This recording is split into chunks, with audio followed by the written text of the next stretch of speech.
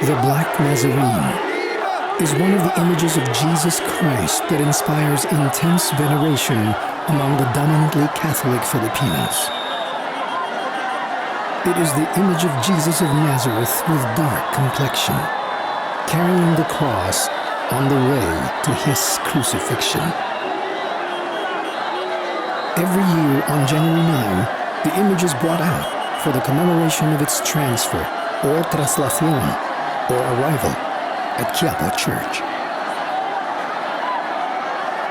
Held in Quiapo, a densely populated district of Manila, the capital of the Philippines, the annual Traslación procession has caught the attention of and fascinated the whole nation as well as the world for its fervent devotion and millions of participants.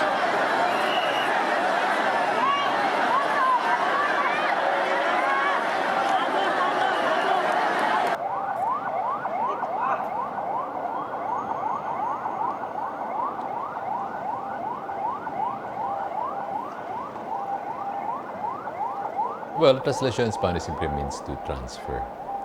So, it's an important event that takes place. One image is transferred to another place, or one image is brought in procession around the district and brought back to the church. The idea is to have people participate in a procession because it's an act of piety. It also is dramatizes their belief. So this basically the translation is that it creates an occasion for pageantry and celebration. Ang Quiapo, the history of Quiapo, no, from the beginning or up to now naman, this is Saint John the Baptist Parish. So panahon pa ng Kastila, parokya na ito. And then until 1600, according to some history books, 1600, when the image of the Black Nazarene arrived here in Manila. And it was assigned in one of the parish near Luneta, which is yung Bagong Bayan. Mayroong parokya doon, named also after Saint John the Baptist, and handled by Recoletos. And then, when the time came na aalis na sila, ipinaubaya yung imahin, yung pangangalaga sa imahin dito sa Quiapo. Dito sa pangangalaga ng mga sinaunang pare dito sa Quiapo. So, siguro after 100 years pa. Kasi according to history books din, ay 1700 nang i-transfer yung image dito sa Quiapo, sa St. John the Baptist Parish. And then doon na nagsimula yung pagve-venerate ng mga tao doon sa image of the Black Nazarene. And then doon na rin nagsimula na maging bahagi na ng pananampalataya ng napakaraming Pilipino, specifically lalaki. So yun yung na-attract ng image ng Black Nazarene, yung mga kalalakihan dito sa lugar na ito. Kaya po nagkaroon tayo ng translasyon, which is yung pagta-transfer ng image from the original house in Luneta going to Quiapo Church. Since yung image natin, yung original image ay siguro more than 500 years na. Siguro, kasi mula sa ibang bansa, dinala dito ng mga Recoletos, tapos after 100 years, binigay sa Quiapo. And then we celebrated 400 years plus ng kapistahan ng translasyon. So, since ito ay kahoy, medyo marupok na at kailangan ingatan. So, yung mga naunang pamunuan dito sa Quiapo, they decided na hatiin yung original image. So, the original image is the one venerated, yung sa altar. Yun yung original head. And even original yung mga paa niya. And then the original body, yan yung ipinuposisyon during translasyon. Yun yung nandoon naman sa baba, which is pinapalikan naman sa mga tao. So nilalabas lang yun kapag Good Friday and yung translasyon mismo. Para just to protect yung original image. Pero meron tayong tinatawag na pilgrim image. Ito yung mga replica ng Nazareno. Pag yung traslasyon kasi na dinadala sa Luneta, kasi yun naman talaga yung original place. Dati, palibot lang ito ng Quiapo. No? Pero nung i-celebrate nila yung 400 years ng pagkaka-transfer, no, ng image, kaya naisipan nilang dalhin ito dun sa Luneta mismo, sa grandstand. Hanggang after nun, taon-taon, yun yung ginagawa. Hindi pa na perfect yung mga oras kasi marami sa deboto ay talagang masidi yung pangangailangan nilang makahawak sa Nazareno. Kaya nagkaroon ng medyo kaguluhan pa. Hanggang sa ngayon, ang procession ay ginaganap kinaumagahan na. Magtitipon-tipon muna ang mga deboto sa Luneta ng January 8. Magkakaroon ng mga pagdiriwang doon o programa. Alas 12 ng gabi, nagkakaroon ng misa. And then may program ulit. So, bago sumikat ang araw, doon lalakad ang prosesyon. So, mula Luneta, pabalik sa buong, kumbaga, Quiapo. No, magsisimula sa Luneta, dadaan ng City Hall, dadaan ng Santa Cruz, dadaan ng San Sebastian, then pabalik dito sa Plaza Miranda. Ganun kalawak, kalaki yung rota. Kung tutusin, ikli lang. Kaya lang, sa dami ng deboto na nakaharang sa daan, na minsan sinasalubong, kaya nagtatagal at umaabot ng 21 hours bago makabalik dito sa simbahan. Ganun katagal. What is andas? There are two kinds of floats in the Philippines, no? Processional floats. One is you carry it on the shoulders. That's andas. That's common in Spanish-influenced countries. The other one is more Pinoy, Filipino, carroza. It's a carriage on wheels, so it's easier. That's more common in the Philippines. I think this one is andas. So it's pulled along. Bahagi ng kultura ng mga deboto ay kaya tinatawag silang hindi lang deboto kundi mamamasan. Kasi from the beginning, pinapasan talaga nila yung imahe ng Nazareno for a procession around the Quiapo Church o yung parish ng Quiapo. Kaya tinatawag silang mamamasan. Hanggang sa ngayon, nag-evolve.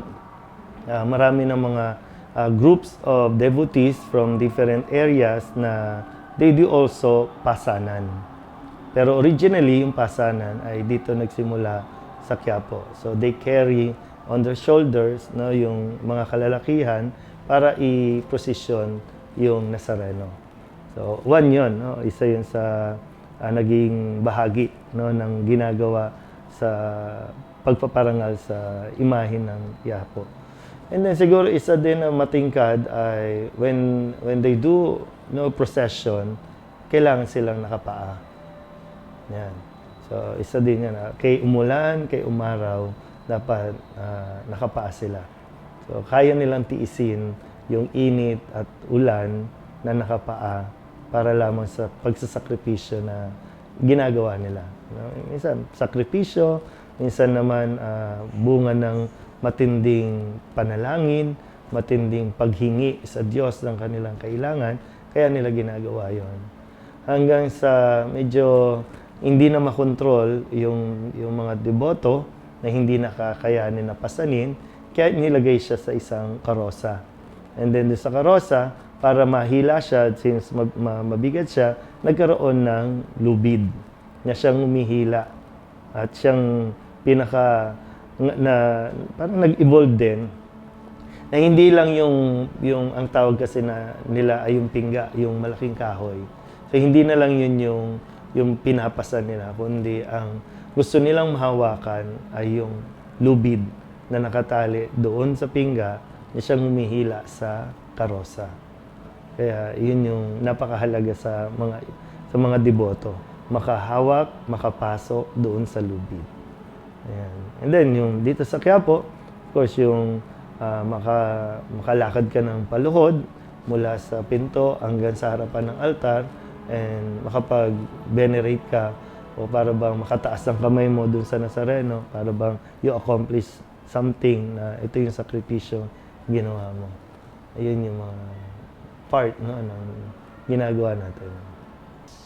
Yung pabihis ay naging bahagi ng tradisyon na sa tuwing magkakaroon ng malaking kapistahan sa pangalan ng Poong Jesus Nazareno, ay nagkakaroon muna ng binibihisan yung imahe ng Nazareno, yung nasa altar, nasa harapan. So, naging bahagi na rin yun ng tradisyon ng debosyon sa Nazareno. Dahil marami ng replika, so naisipan ng mga nauna pang pari dito na magtalaga ng isang araw para sa mga replika ng Nazareno. Kaya lahat ng imahe nila dadalhin dito. Regular date yun ay January 7. Yun ay pagbabasbas ng lahat ng mga imahe o images ng Nazareno, mapamaliit, mapamalaki. Activities and ceremonies have developed over the years as preludes to the Traslación procession, including the pabihis, or changing of the dress, a Thanksgiving Mass, the 9-day novena, and the blessing of Black Nazarene replicas, where devotees would bring their own images or replicas to be blessed and participate in the procession. Before the Traslación, the main Black Nazarene image of Quiapo Church is transferred to Rizal Park, where devotees hold a vigil. At the crack of dawn, the Traslación procession begins. As the procession winds its way through the streets, it passes by the San Sebastian Church of the Recoletos, where the image of Our Lady of Mount Carmel is brought out to meet the Black Nazarene in a dramatic ceremony called Pagdungaw, which literally means to view.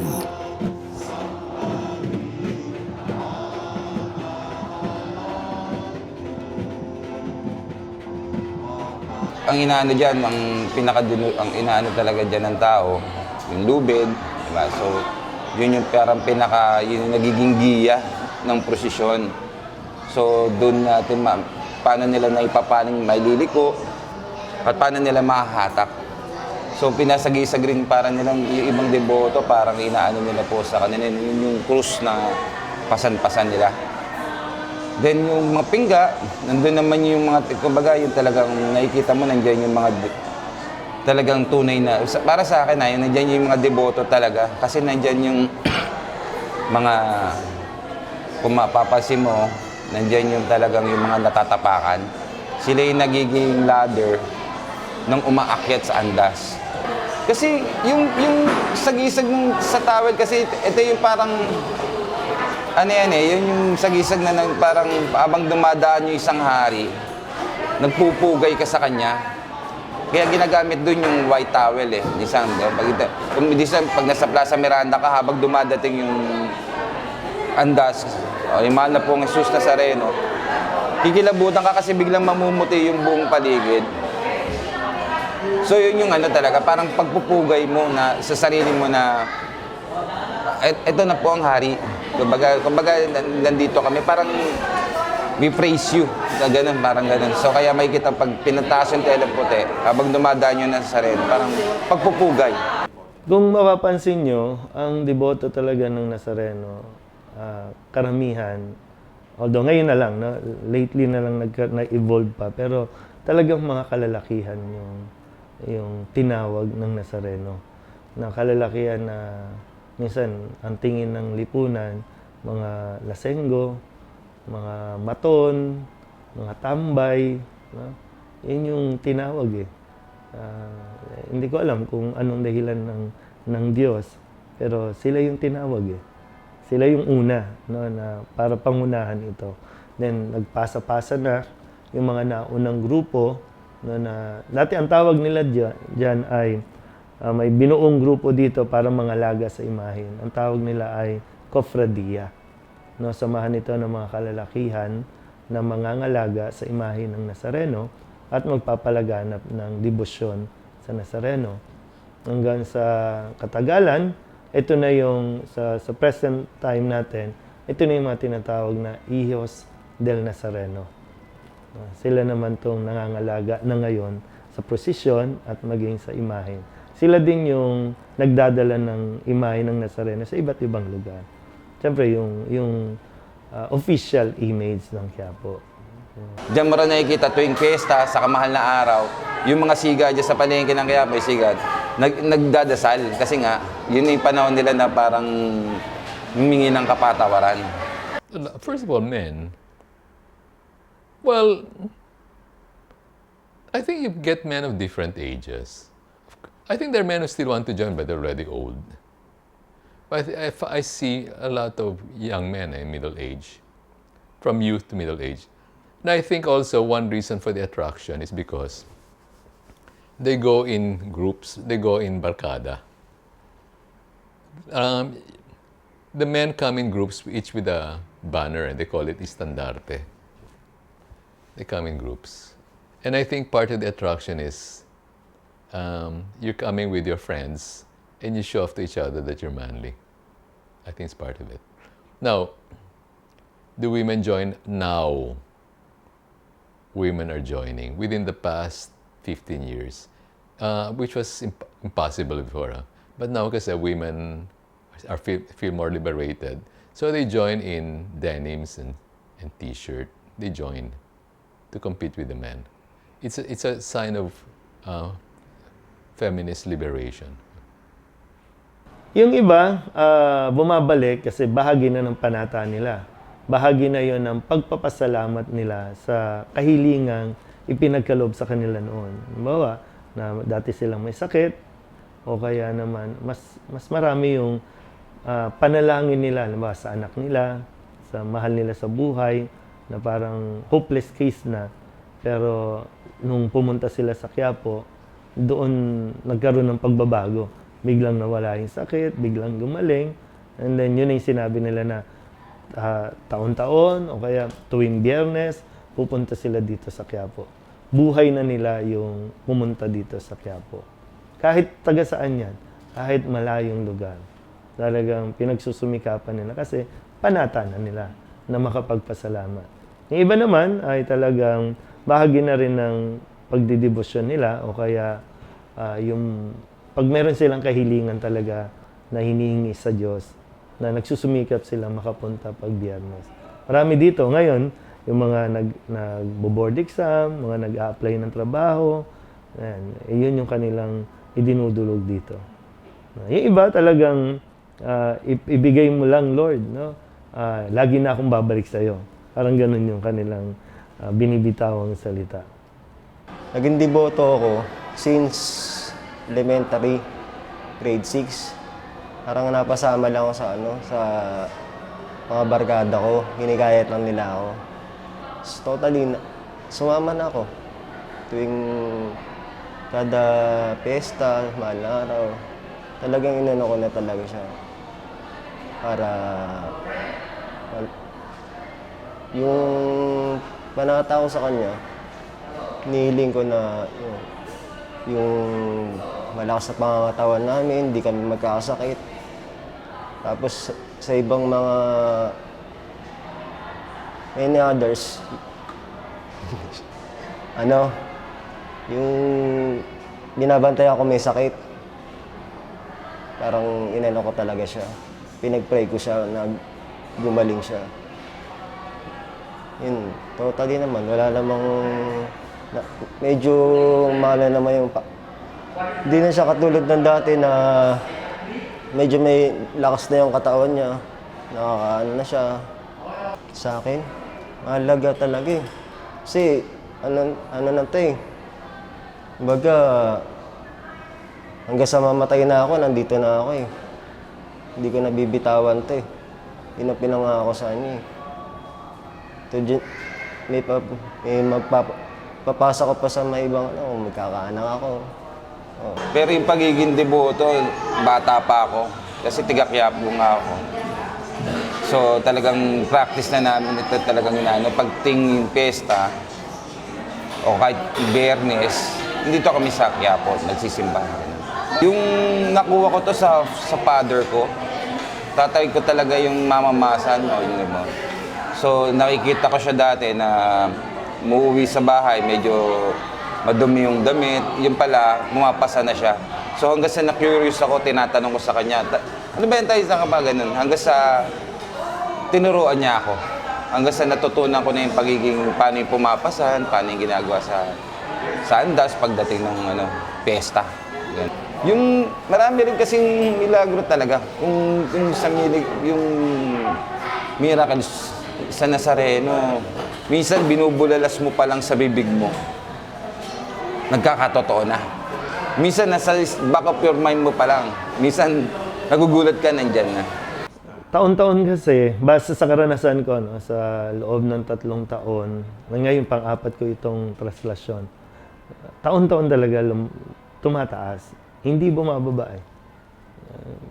Kahit na sabihin natin may mga panganib na sinasabi, hindi talaga napipigilan yung mga deboto na dumagsa eh. Weekends o weekday matapat, ganun pa rin eh. Kasi hindi na namumove yung kapistahan. Basta January 9, January 9. Kahit Sunday pa ito, kaya Monday o ordinary days, January 9 is January 9. So ito yung napakahalagang araw para sa mga deboto. Oh yeah. My mother tells me that before the war, all this competition was hardly there. I mean, there was. But he said it's not like what it became in the 50s, 60s, 70s. Now it's really disorderly, my mother was saying. Because she's from Quiapo eh. Before it was more orderly, before the war. And also, it was a formal occasion for the parties for the families living in Quiapo. People were dressed in formal clothes watching the procession. Kasi I think what has happened is this. Manila became very proletarian after World War II. Massive migration to the city because that's where the factories were opening up. But you see, I don't think everybody had equal chances in Manila, You may get a job, but how much does it pay? And will it give you housing? So I think it's part of this insecurity also. That's why it expanded. It attracted a lot of men who wanted to pray for relief from their sufferings. And it has grown ever since, because 50s and 60s, that was already big, but still relatively orderly compared to today. Today, wow, it has grown large. Kusa na lang siya nag-evolve. Walang sinabi ang simbahan, pero kusa na lang lumabas yun. Siyempre, parang expression of faith ng mga deboto. Na para bang, hindi yung paghawak, kundi yung faith nila, na mahawakan ko lang yung lubid, para bang yung panalangin nila will be granted. O kaya basta may kahilingan sila na yun yung nagtutulak sa kanila na makagawa. Hanggang sa, naintindihan na ng simbahan yung ganitong expression of faith ng mga deboto. Kasi, parang matingkad itong gawaang ito para sa Nazareno lang. Wala akong alam na ibang pagdiriwang na religious practices na ganito yung expression nila. Parang matingkad ito para sa Nazareno. Now, what makes this different is the physicality.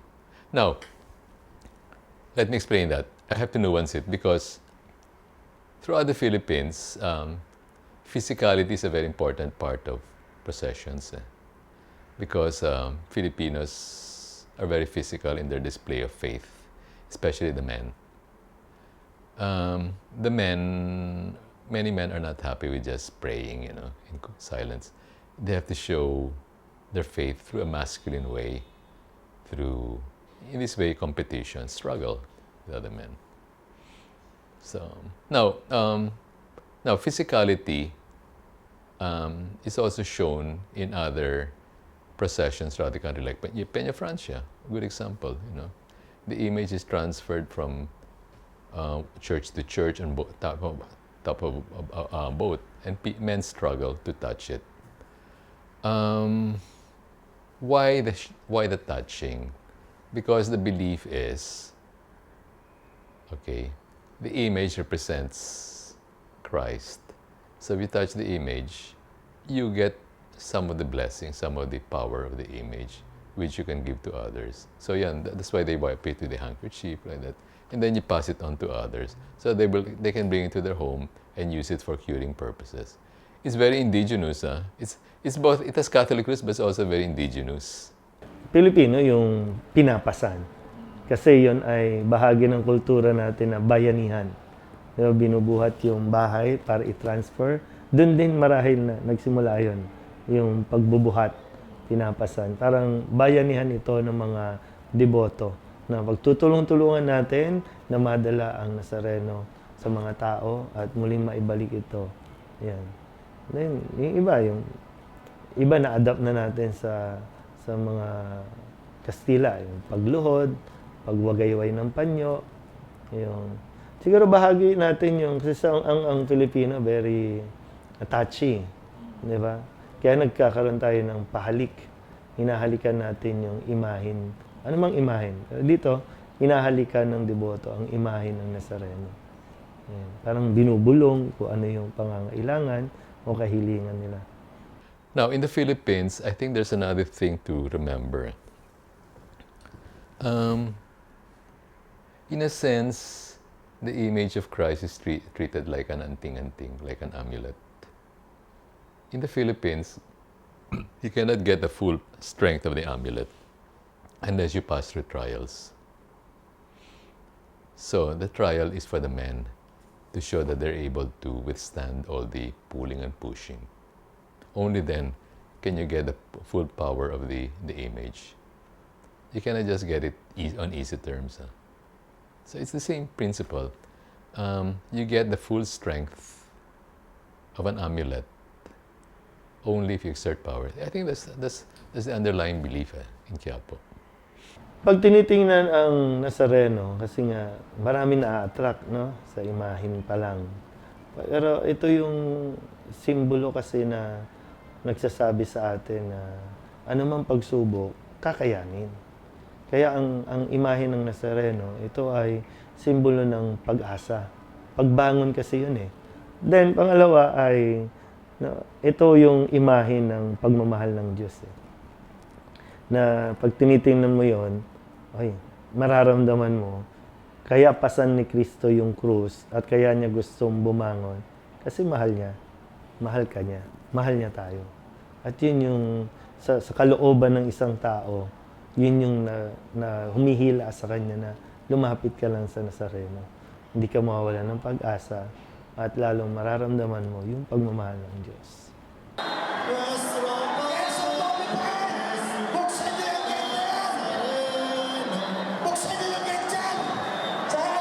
After a long day, the Black Nazarene is brought back to Quiapo Church.